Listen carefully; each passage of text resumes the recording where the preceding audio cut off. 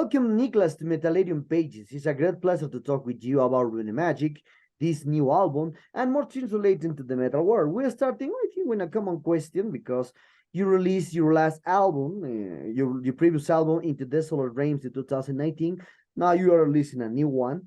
So how was the things during this, during these four years of creating music, when the band starts in a period to create music, also the pandemic hits a lot of musicians, etc. Yeah, thank you for letting me do this interview first. But yeah, we released Into Desolate Realms in 2019 on High Roller Records, and we made a few gigs in 2019. And after that, we basically just composing some new material and working on other bands and projects. And we started recording this new album, Beyond the Cenotaph of Mankind, in September 2021 in a studio in Stockholm. And we have working on that album for over a year. So it was mixed now in the autumn, September, October, last fall. So it was over a year work on various recording sessions with some break in between. And of course, the pandemic period affected us as well as other bands, no gigs, etc. And more time for music at home. Yeah. Okay, so talking about a little about the history of the band, because I read a lot of reviews. I lot about reviews about interviews about you that always ask you about, many reviewers say that how was the times with Desiderius, then change the name, but no, we're not focused about that. So with 13 albums since the beginning, you are the last member since the 90s to now. So how many things changed during the composition process, during the lineups, etc. in Runemagick? Because with 13 albums, it's very difficult to maintain a band with more than 30 years of existence. Yeah. Yeah, it's several periods or eras, or what you're gonna call it. The early years, there was more like a demo, and we tried out different styles, etc. in the beginning. And then there was a kind of middle period in the 90s. We released 3 albums with different lineups than today. But I must say that it was around 2000, 2001, we got our current very stable lineup with me and Emma and Daniel. We have been the core of the band since then, basically. Then Jonas joined us in 2018 when we recorded Evoked from Abysmal Sleep. And we had also a quite long break from 2007 to 2017. So there's 3 or 4 different eras of the band, I say. Mm-hmm. But for the last 20 years or more, it has been me and Emma and Daniel has been the core of the lineup. And to me, we really find our style and the Runemagick framework around the album Darkness, Death, Doom that we recorded in 2002 and released 2003. That was the album that I really felt like we've found our own kind of Runemagick style, and we have worked from that since then. Great to know. Well, a curious aspect about the history of the band.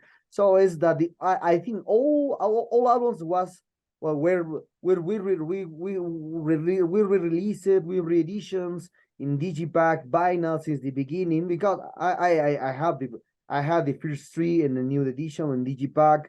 So what is your opinion about now? The labels are scratching in the past to find all material that at that time is not good for them, but now is good for the people that collect more music, vinyls, etc. Do you see that this is a way to promote the band since the beginning to now, or perhaps it's just the label business to bring back old times because we are revival we are in eras of revival with the new sound, with the old sounds, past bands, past albums, etc. Yeah, we have a lot of reissues over the last years, and I think it's good because many of the old albums are quite difficult to find, at least in new unsealed copies. Hammerock will now release 3 CD releases now in the end of March. It's Darkness, Death, Doom, and on Funeral Wings, and Venom on remastered versions. I think it's great. This sounds great, and they look kind of same stylish layout. And also some vinyl reissues have been released in the past years. I think it's good. And some of our old albums didn't, in the middle era albums wasn't released on vinyl, not all of them. So it's good to have them released again. And there is also a new reissues coming on the albums Enter the Realm of Death and the first album Supreme Force of Eternity coming soon on another label with posters, etc. So yeah, I think it's great to make all our music available in different formats again. Oh, okay. So, well, the band starts in 1990. So that's, you have more than 30 years of existence. Even you told me that you have periods, you stop and you break up and then return, etc., for the band. But the curious thing is why the band delayed since the 90s to the first album, The Supremacy Force of Eternity, in 1980, 80 years to release the first album. That's a curious thing because Swedish always has this advantage to put new records, to put new things since the 80s. Always delivered at great examples. And as it's very weird that the band like Runemagick delayed 8 years to release even your first album. Yeah, the first years, like in 91 and 92, we recorded some demos on tapes, and some of them got released, and some are just tape trading versions. And we did a few gigs back then in 92 and 93. Then in 93, 94, Robert, who was the vocalist back then, vocalist and guitarist, left the band. So that made that was a bit of a break again. Robert is now active in Death Breath, if you know them. Okay. The band with Nicky Andersson, and he also has a studio humbucker, where we recorded the drums for our new album. But after 94, I also joined some more bands. Like I was asked to play drums with Sacramentum and so a few more other bands. So I didn't have much time for Runemagick until 96 or 97, when I started to record some more unofficial studio demos again. We got contacted by Century Media, who listened to one of the demos, and they wanted me to record the old material as the debut album, The Supreme Force of Eternity. So actually the debut album is containing a lot old songs from the first years, but they are re-recorded. And to me, that was a stupid decision, I think. To me, the debut album should have been Enter the Realm of Death, because that varies a bit in style. So that's a little bit of history about that. But yeah, it took 8 years to release the first album. Okay.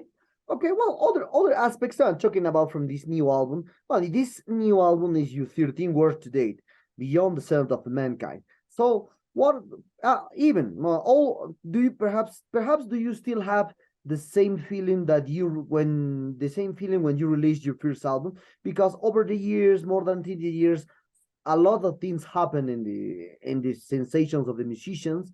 So perhaps do you still have the same sensation at the time when this album will release in a few seconds or in a few weeks? It's maybe not the same as before.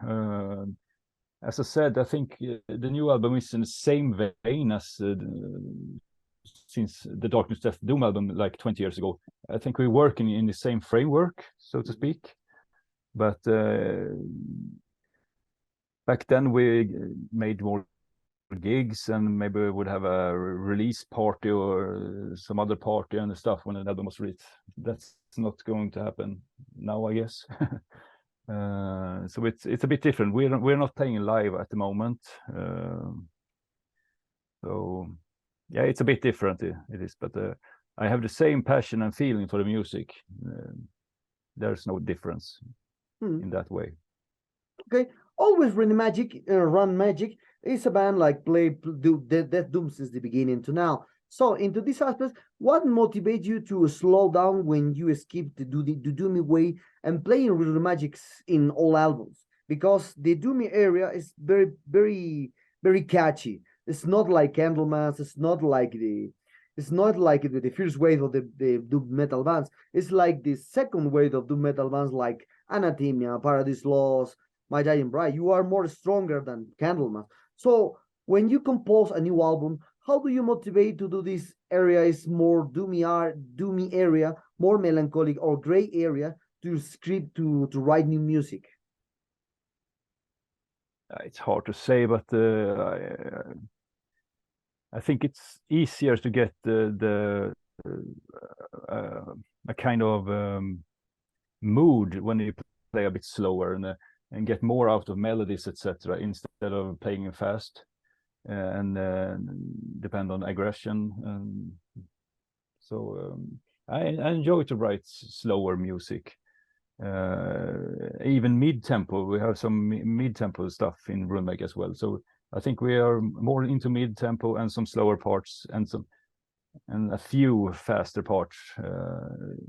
Also to make it more like an adventure or song. You know, you can go into different paths and build up a song with different kind of tempos instead of just playing fast or just playing slow straight through the whole song.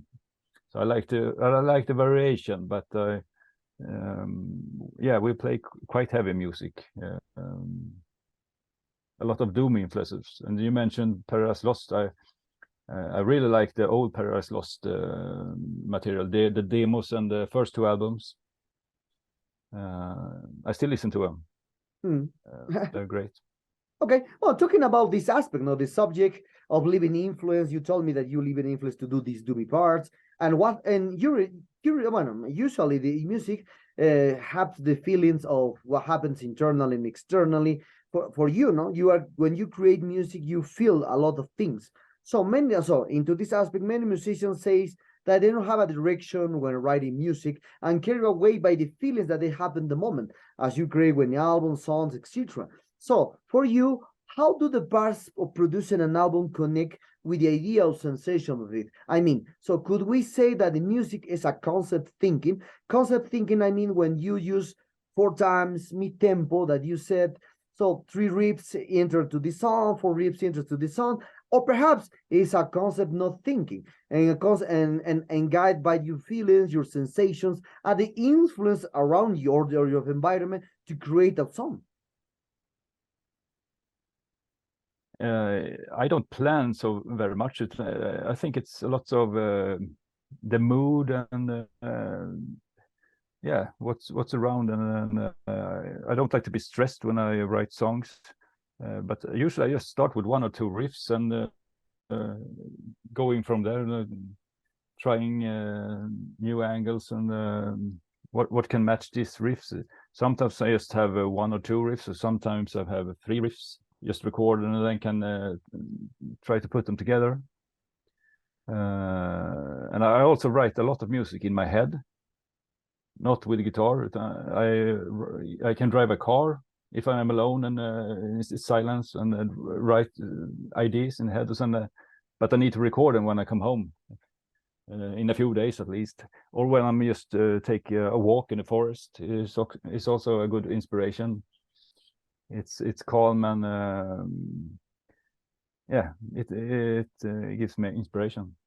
So I do not plan it like 100% how I will do it. I just when the mood is right, I can write music in the head or with guitar. Okay. Okay, well, talking about now the aspects of the people once, the new generation, talking about people from 30 years old, or perhaps 25 or less, they love to do this kind of thing. They love to incorporate that single for an album, to they say, hey, this single is much better than the other songs to put in my playlist. So, and also, I saw a few hours ago that the Hammerhead Records asks you what is your favorite song from this new album, and you select the first song that usually is the more stronger song of a. Usually, if we compare with a lot of albums in the world, the first song has to be the more stronger or the more directly the song to enter the good way to understand the album. But it's a common thing to use the first song. But if we relate to the aspect and not select the first songs of the album, which songs for you capture the whole essence of this album? If one teenager or one people they love to do this playlist into the Spotify or Tidal, the digital platforms wants to put. Yeah, as you said, I got asked by Hammerheart to name my favorite song, and I chose the first one on the album, as you said, and the title is Acharic Magic After the Red Sun, and I like it. It's very long. I think it's, I don't remember exactly, but it's 10, 11 or 12 minutes. So it's not a radio hit. But I think it has much of our various styles. It's some very slow, doomy tempos in the beginning, and then we step up to a little bit mid-tempo, and then we have some a little bit faster parts as well. So I think it's a quite varied song that represents Runemagick in my ears. Okay. Well, you told me that this song is relative 12 minutes of duration, the first song. But one thing, according to the science, says that if the science says that the 15 first seconds of the one song it has to be the best 15 seconds of the song to catch the attention for the listeners. No, so as this song is too long, so how do you see the aspect of the science says that the first 15 seconds are the best way to understand the music of the band, but at the same time, how in a digital era with singles, a long song is very difficult to understand it this way, because the people now prefer to do more shorter versions of the song. Yeah, 50 seconds. It's a half a riff. Yes. I don't think Runemagick fits in that modern Spotify listeners playlists, maybe, but we are a different kind of band, I think.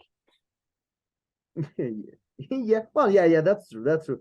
Well, doom metal is never we'll never hear with one song or just 15 seconds. You need to hear all album to understand what happened in a doom metal album. That's the way. So into this one, now talking again from this new album. Oh, you are playing with Daniel from Catatonia too. So perhaps do you have more troubles because he entered to the band more than 3 years ago in this aspect, and perhaps you have more trouble. So how do you find the times to play with Catatonia? Because now I think he's doing a tour with Catatonia here in Latin America.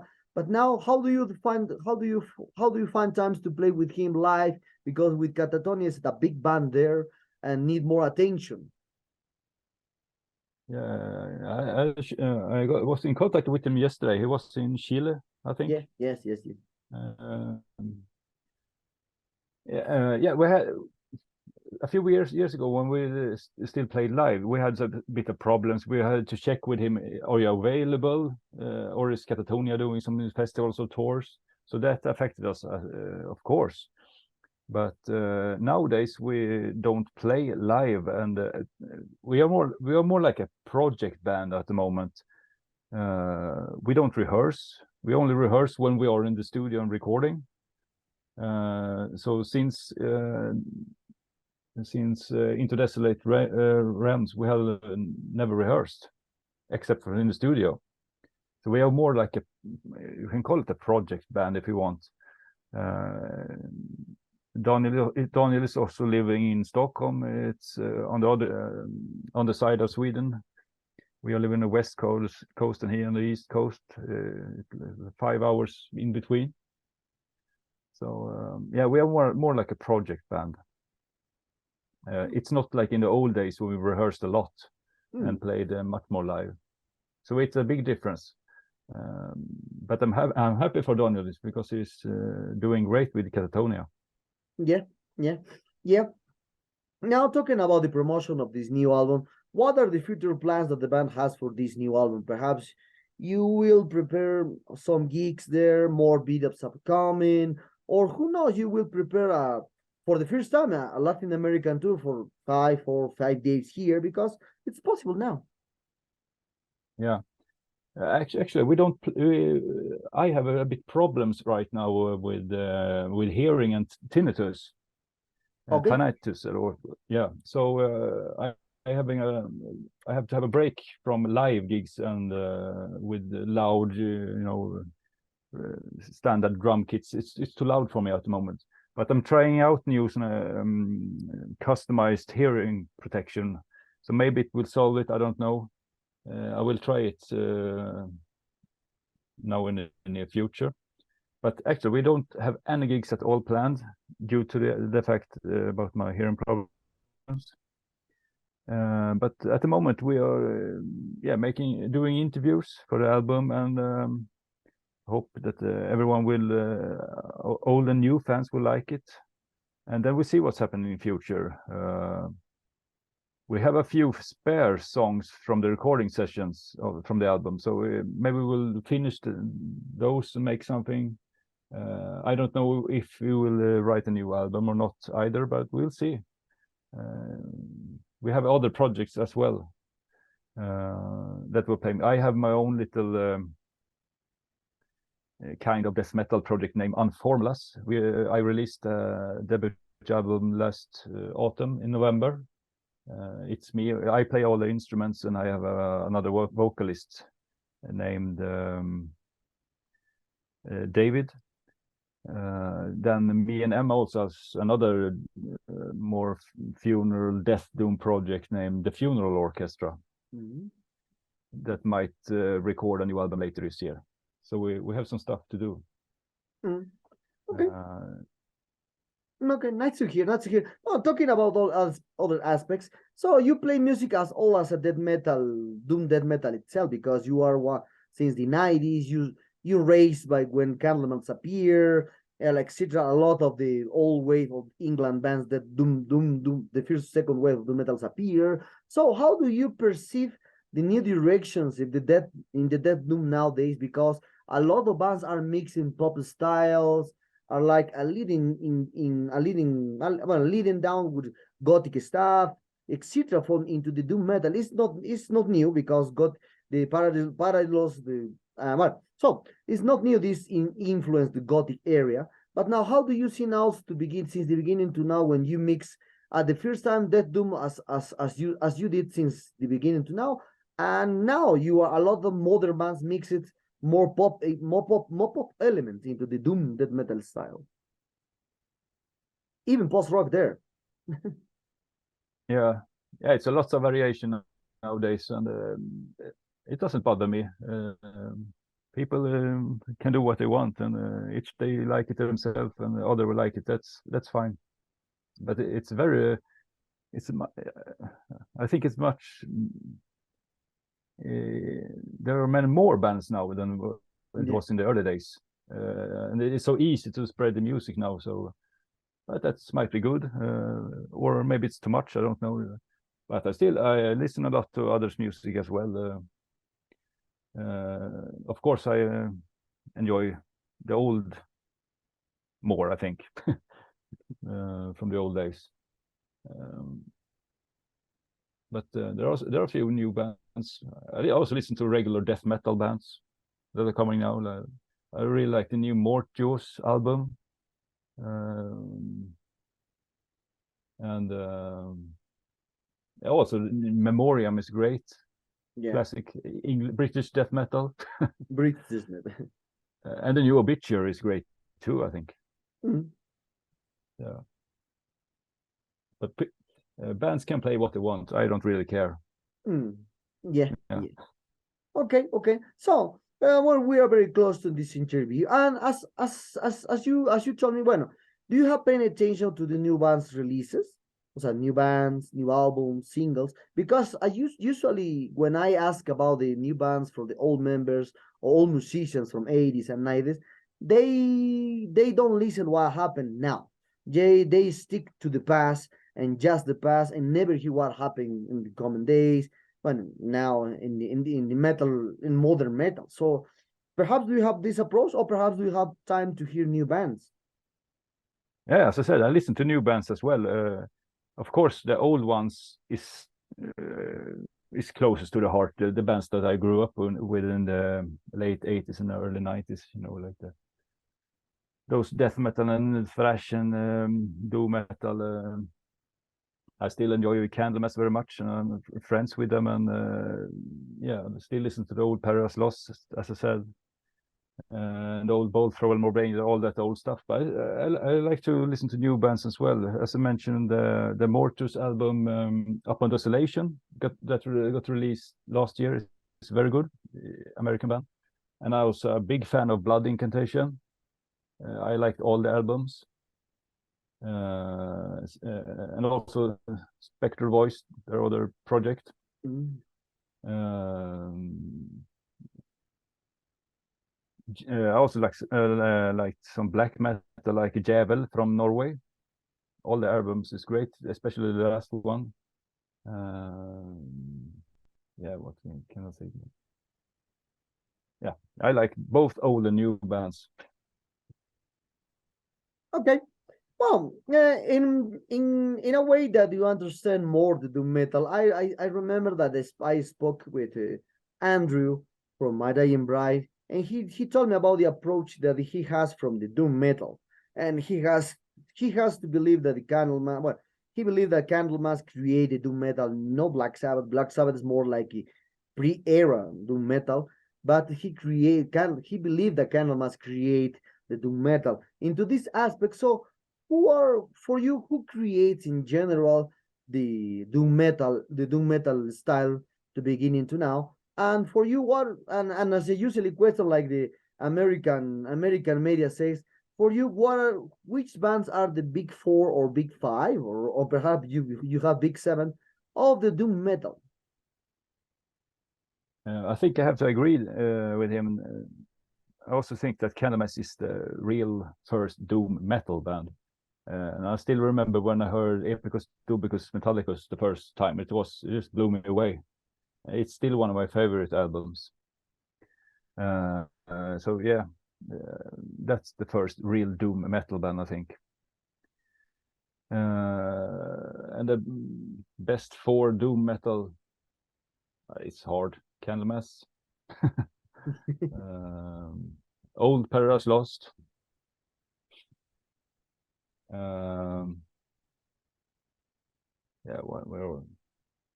yeah, there's so many classic, Winter, and yeah, I'm more into the dark and more death doom bands than traditional. I think of course I enjoy old Sabbath too, but it's not my favorite stuff. I'm more into the classic doom metal and death doom bands. And also those who mix heavy and heavy doomier parts with faster parts, like Obituary, for example. They have some really doomy parts. Yeah. And Asphyx on those kind of bands. But it's hard to mention top four. Candlemass is the top one. Yes, yes, yes. Well, Nicklas, the sad times are at this interview. I hope you enjoyed this one like me. The last album is a great one. Congratulations on this new one. And well, Thank you. sorry about to hear about your disease in your ear, because a lot of people wants to hear Runemagick live. It's because as a classic band now. So perhaps do you want to add something to your Latin American fans and Metallerium followers? First of all, I want to thank you for the interview, and I hope that our new album will reach out to some new ears and fans in your area of the world, and also discover our old. We are quite a little. I think we are quite a little band. We are quite obscure in the underground, to be honest. But I hope this album will make some new ears open for us. So check it out.